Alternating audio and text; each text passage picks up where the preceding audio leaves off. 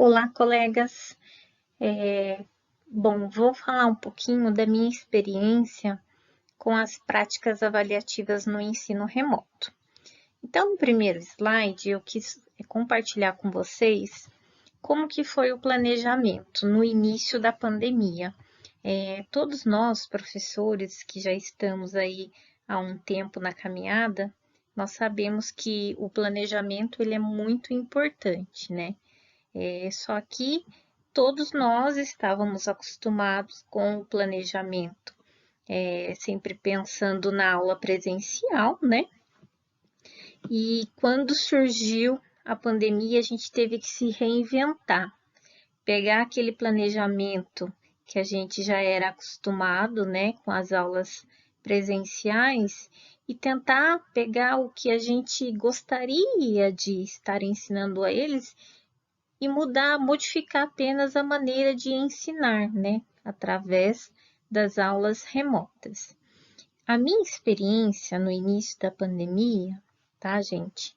Eu coloquei assim, eu trabalhava com eles muito com questionário do Google Forms, com pesquisas na internet a respeito de um determinado conteúdo, né, que eu estava trabalhando ali com eles, e estudo de caso em grupos.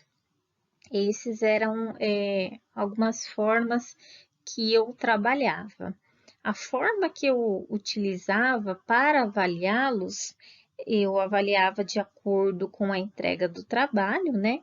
Então, quem me entregasse o trabalho já teria um pontinho e a nota era dada em cima do conteúdo que era escrito e as reflexões que eles obtinham, tá?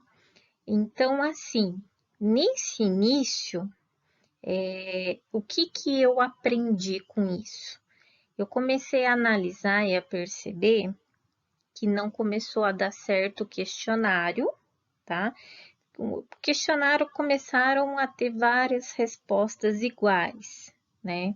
Eles iam, pesquisavam na internet, colocavam aquela resposta. E a mesma coisa quando eu pedia pesquisas, né? A respeito de um determinado conteúdo, eles utilizavam sempre o mesmo site, a mesma fonte e acabavam copiando. Na verdade, aquele Ctrl+C, Ctrl+V, não era nem manuscrito, né?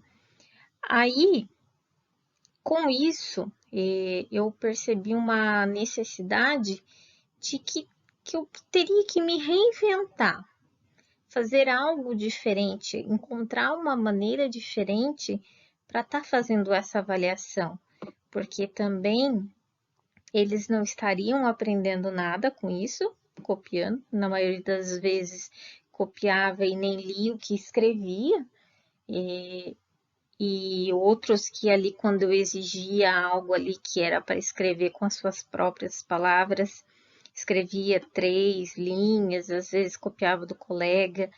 Creio eu que eles imaginavam que às vezes o professor não lê, né? Só vai dar o ponto pela entrega. Então, diante desse quesito, né, eu tive que me reinventar também. Então, de acordo com esse planejamento, com o início da pandemia, até por não saber mexer direito no sistema ou quais formas eu poderia adotar, eu fui procurando pesquisar e procurando me reinventar com novos métodos para poder ensinar a eles, que é o que vocês vão ver no segundo slide. Bom, então no primeiro slide eu falei um pouquinho sobre como foi o meu planejamento no início, né? E aqui eu coloquei um replanejamento. Por quê? Eu fiz um planejamento lá no início e conforme, como era tudo novo para a maioria de nós professores, tem aquelas coisas que dão certo e tem aquelas que não dão. No meu caso, as minhas escolhas não foram boas, né? Então, o que eu tenho feito que agora, nesse presente momento, tem funcionado, né, com os meus alunos? Por isso até eu coloquei ali, né, durante a pandemia, que é o momento atual que a gente ainda está vivendo. Primeiro, eu faço o envio, então, dos conteúdos para que eles possam ter um acesso antes, né, do início da aula, para que eles possam ter esse contato do assunto que vai ser trabalhado, que eles tenham esse acesso. Por mais que eu saiba que nem todos acabam tendo esse contato aí com o material que eu envio, sempre tem aqueles que se dedicam, tá? Então, pelo menos a minha parte eu tenho feito. E o que eu acho bem interessante é que, pelo menos em uma aula, sempre tem um aluno que teve esse contato, que já leu a prévia ali, achou e consegue fazer uma reflexão a respeito do material que eu enviei antes. Então, eu tenho feito isso, né, como uma forma de replanejamento. Após, né, durante as aulas, o que eu modifiquei também, eu faço a introdução ali com o confrontamento de conhecimento, tanto com o conhecimento ali que eles já têm, e a gente faz esse confrontamento com os novos conhecimentos. É uma troca de experiência, onde eles vão relatando, de acordo com o conteúdo que eu vou explicando. Eu gosto de ouvir as experiências deles.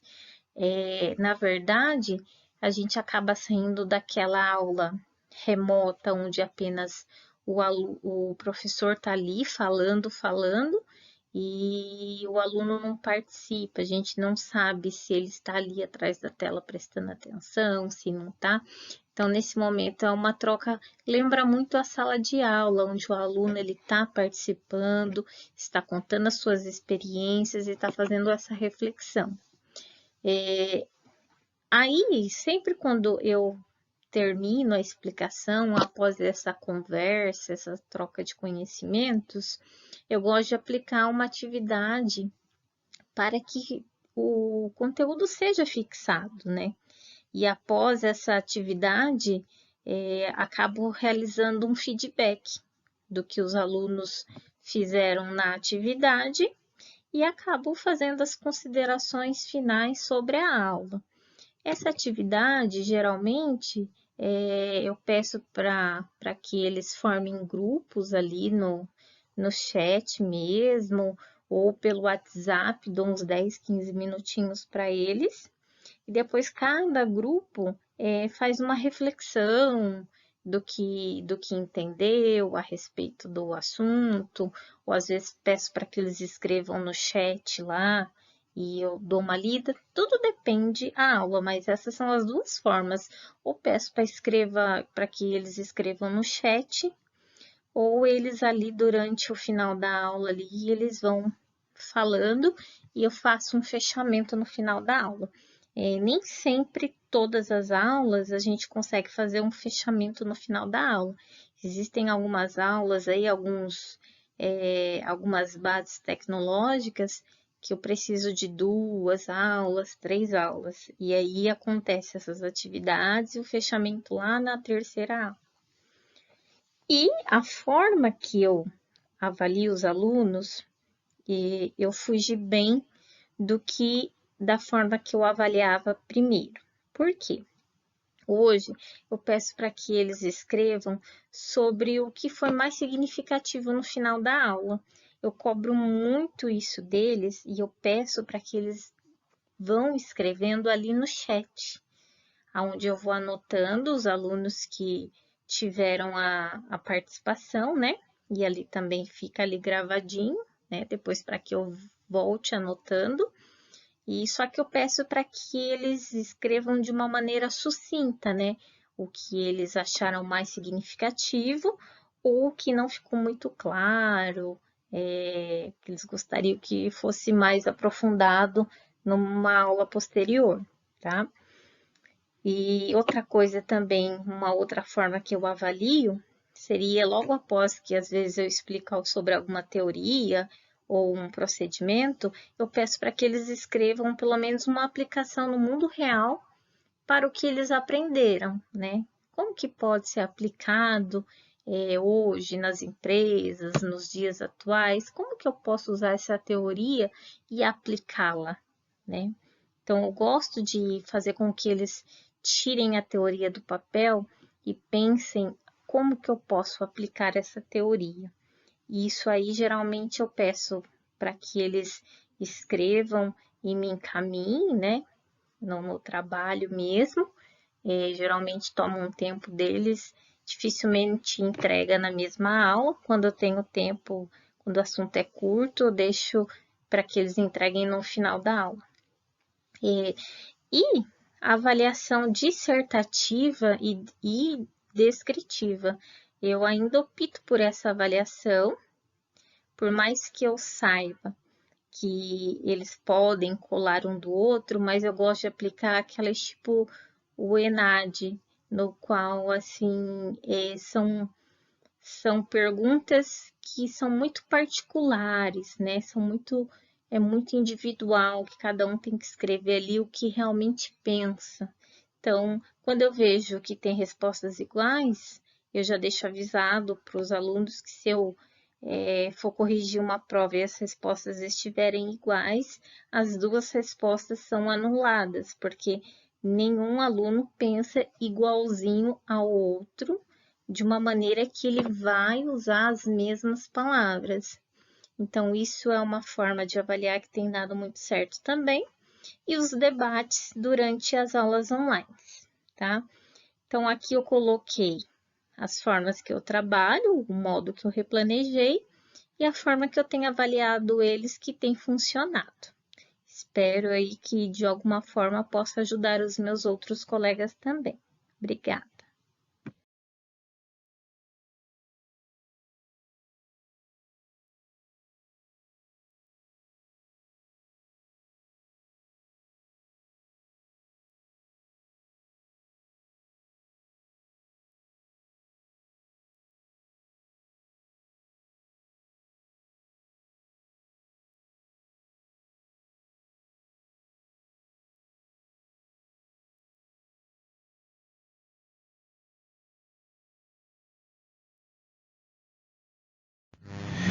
Geralmente, ao iniciar os trabalhos pedagógicos com a nova turma, tenho utilizado essa avaliação diagnóstica para ter uma visão da turma. Quando eu procuro saber o sexo e a idade dos meus alunos, eu tenho o objetivo de saber a composição da turma, principalmente a faixa etária. Isso me ajuda muito na questão do vocabulário ser usado e as estratégias de aprendizagem que posso utilizar. E quando eu procuro saber sobre emprego, é porque as minhas aulas elas sempre são no primeiro horário do terceiro turno. Essa pergunta me ajuda a saber mais do meu aluno com relação ao emprego, principalmente sobre o atraso que o aluno chega na escola. Descobri que o comércio em Macapá fecha comumente às 19 horas e com isso o aluno que é empregado chega atrasado na sala. Com isso, o meu tempo de tolerância aumentou e eu busco compensar esse atraso do aluno. E outra pergunta que eu acho importante quando eu faço Conhecendo a Turma é a pergunta sobre o transporte. Eu trabalhei num centro de educação profissional que se localizava na estrada entre os municípios de Santana e Mazagão, no Amapá. O ônibus passava de 30 em 30 minutos. Se o aluno perdesse o ônibus, certo, consequentemente, ele chegava atrasado na escola. Então, tudo isso me ajudou a montar a minha estratégia com a turma. Esse Small Test é uma estratégia que eu utilizo através do Google Forms. Quando apareceu a questão da recuperação paralela, confesso que tive dificuldade com as turmas que lecionava, pois esperava terminar todo aquele período avaliativo para começar esse processo de recuperação. Com o passar do tempo, eu comecei a utilizar essa estratégia de aplicar um pequeno instrumento para aferir os conhecimentos da aula diária. Geralmente, eu utilizo o Google Forms, pois me dá a possibilidade de aferir o conhecimento e receber o retorno dos alunos no mesmo dia. Esse teste é aplicado no final de cada aula e o aluno tem 4 horas para responder a atividade. Utilizo o alarme para marcar o horário de fechamento das respostas. Também com essa mesma estratégia do alarme, tenho utilizado também nos grupos de WhatsApp, principalmente quando solicito que façam pequenos vídeos ou áudios. O tempo de resposta é o mesmo e, transcorrido esse prazo de 4 horas, eu modifico a configuração do grupo para só permitir postagem pelo administrador do grupo, neste caso, o professor.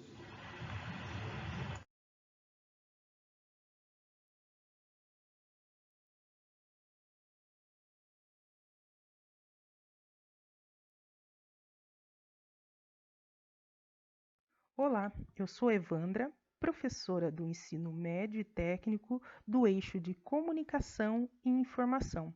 Estou aqui para relatar minhas experiências de práticas avaliativas no ensino remoto.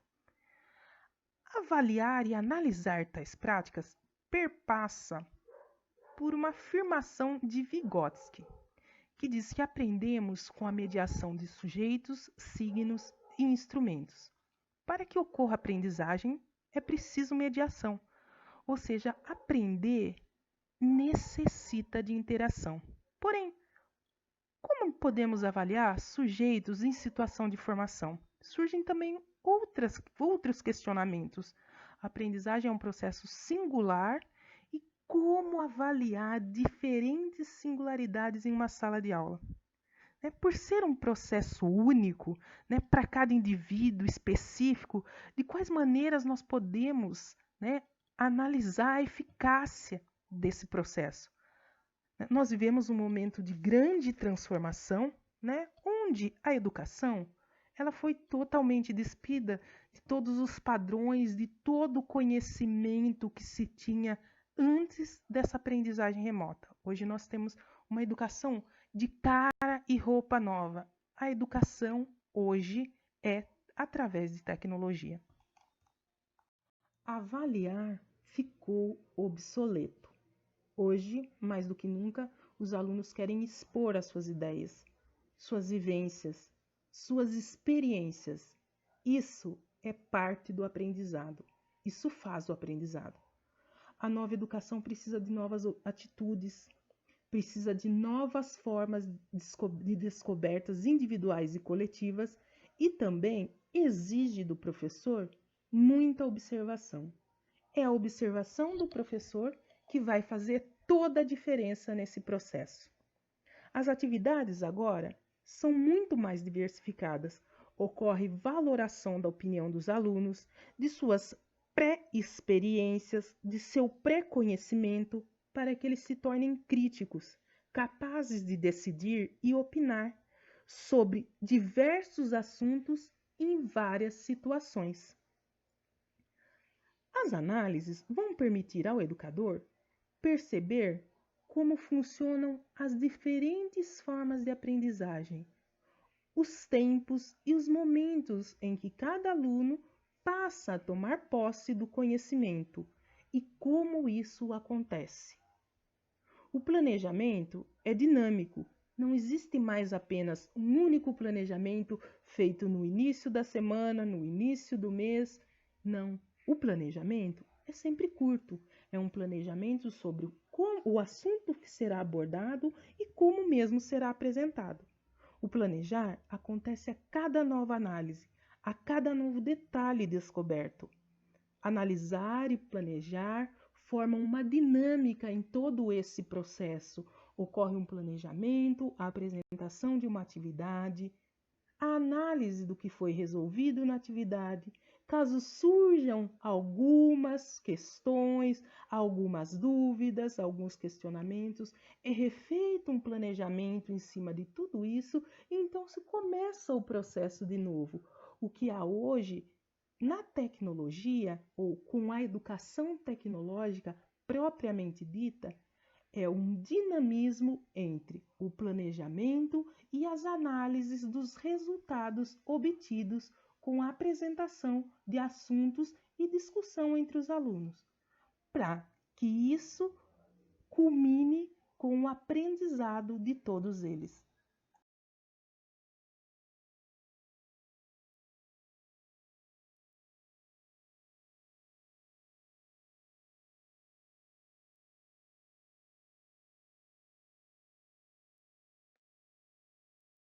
Nas experiências de práticas avaliativas no ensino remoto, passei para os alunos uma pesquisa sobre o impacto do Covid ao meio ambiente e esses impactos negativos e positivos. Neste ponto aqui, quais os possíveis efeitos do coronavírus ao meio ambiente? A partir daí foi feito um debate, uma discussão, para que todo mundo estivesse na mesma página e em seguida para que todos eles destacassem quais as atividades estão sendo impactadas, né, de forma direta, tendo impactos negativos e positivos, e se esses impactos são temporários ou efetivos também.